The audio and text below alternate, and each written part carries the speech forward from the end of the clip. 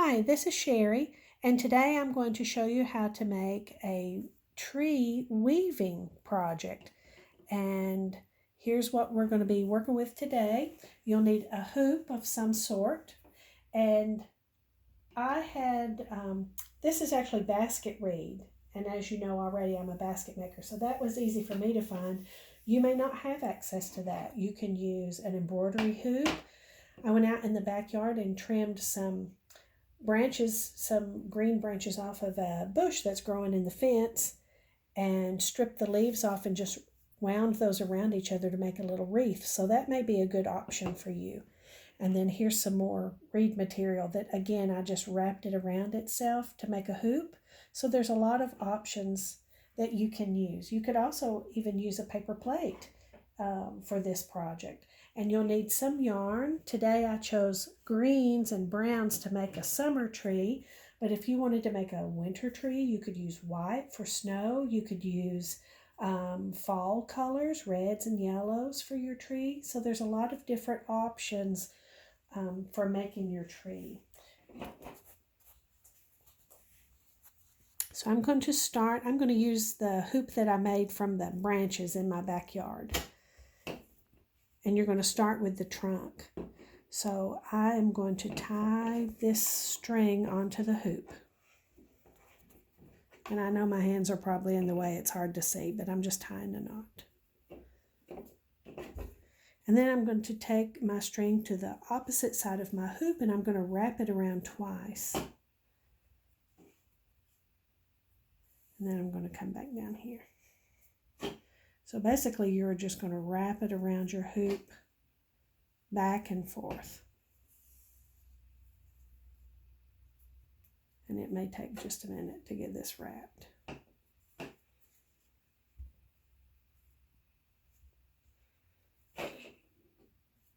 Some other things that you'll need today that I forgot to mention, a tapestry needle is helpful, and of course some scissors to cut your yarn with.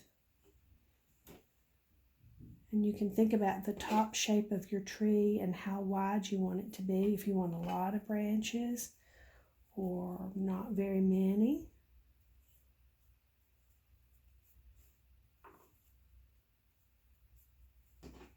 I would like to have a wide tree, I think.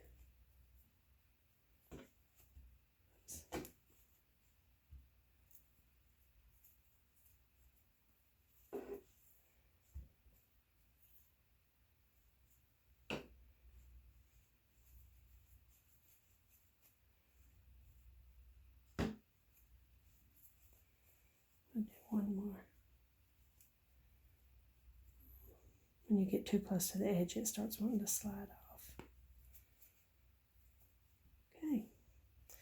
Now you're going to bring your string back down here. Now we're going to wrap around this part to make a trunk.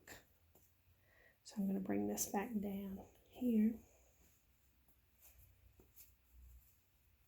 It's hard to get it through. And then all of these little strings won't come together, so that will be more like the roots of your tree. Let's see here how to best get this started.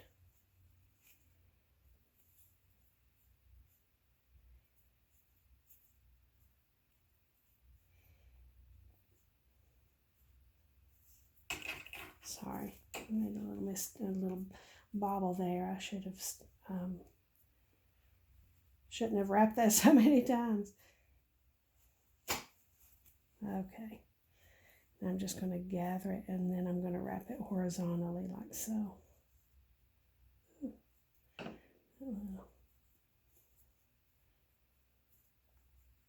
This little tree may be uneven.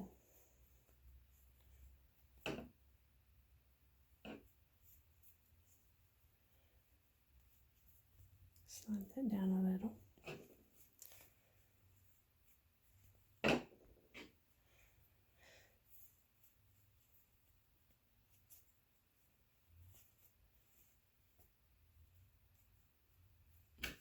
And I believe this will get a little neater as we go along. And I'm just going to adjust this if I can.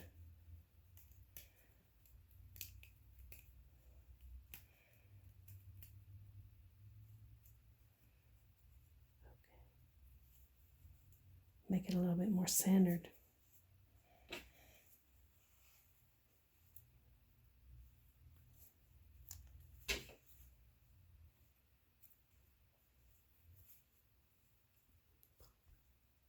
Okay, so when I started wrapping the trunk, it was a little messy, so sorry about that. But you can see it's really starting to take shape now. So I'm just going to do a few more wraps.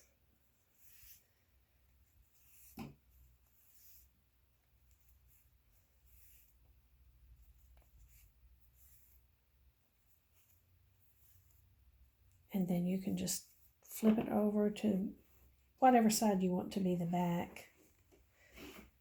And you can just tie it. So I'm just going to pull up a little loop. I wrapped it around one of the threads, and I'm pulling up a loop, and I'm going to pull the tail through that loop. And that'll make a little knot and secure it. And then later, if you want to, you can thread the tail of this through your tapestry needle and put it down through your trunk to hide it. So there's your trunk so far. And you can see I did scoot those branches over a little to try to center that. I didn't do a very good job of that at first. Now I chose a really pretty green, and I threaded my tapestry needle. So the next step, and we're going to start to weave here, but you can see where I wrapped my string around this hoop. I have two strings, 2 layers with each wrap. So I'm going to separate those out as I weave, not weave them together, but separate them and weave them like that is what I'm trying to say, but I don't know if I'm being very plain. So I'm going to start with my tapestry needle, and it doesn't matter if you start over or under, but just continue over and under across the way. I'm trying to keep my hands out of the way so you can see. When you pull your thread through, leave a little tail so you can tie it when you're finished. And then again, just over and under.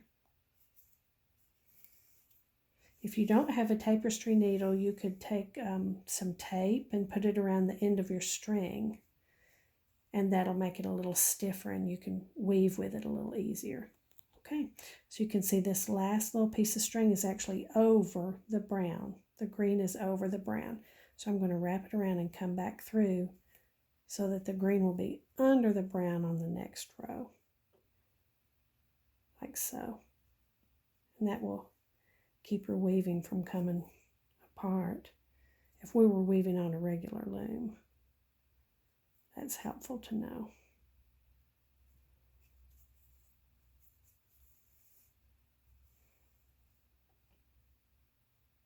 And you can just pack that down, those rows of weaving. You can also use your tapestry needle just to tuck those down. Okay. Now you can see that the green is on top of the brown, so we're going to do the same thing. We're going to come around so that the green will be behind the brown on the next row.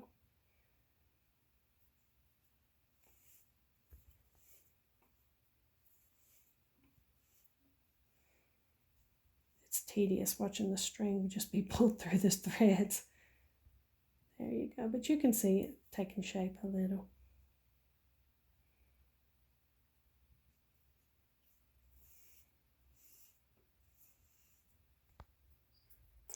So here we are, and we're about halfway up our tree, so you can see our over and under weaving pattern. And I'm just going to keep going here.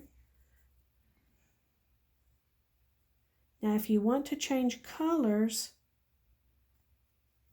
just leave a little tail on the back and tie your new color on and thread it through your needle.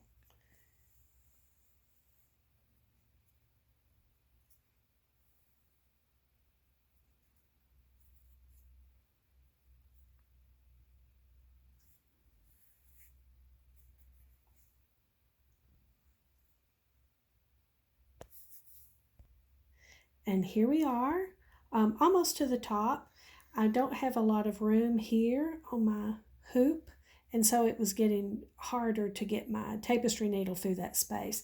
If you want to, you can keep weaving and maybe just thread it through with your fingers like that and keep weaving till you get to the top if you like to. And when you're done, you can get some beads or some buttons and put on there. Maybe you would like to have red beads on there to make an apple tree, or I had a little bunny button and a little bird button that I tied onto my tree when I was making it. You can also take extra string and make tassels hanging down and maybe put some beads in that and have roots hanging down from your tree. When you get to the very end, you can make a loop with this thread like we did with our brown thread. And I know that my hands are in the way, so it is hard to see, but I'm just making a loop. There's my little loop. And I'm going to put the end of my yarn through there and just tie a knot. And you can do that a couple of times just to secure it. This is where I change colors. I just tied the two strings together. And if you want to, you can thread those into your tapestry needle and work it down in to hide it. Or you can just put a little drop of glue there and cut it off really close after the glue's dried. If you do want to hide your thread down into your weaving, for instance, I'm going to take this piece here and I'm just going to put it down the center of my trunk. Of course, that's pretty easy. The trunk is just wrapped, but you can see how that would work. And then you just cut it off so it doesn't show. And I can do the same really with this green piece. It's so close to the trunk. I can also thread it down through and get rid of it that way so you don't see it. Okay, that's the end of this project. I hope you have fun making a tree. You can hang it in your room or give it as a gift and fancy it up a lot of different ways. So use your imagination and find a way to make your tree really fancy.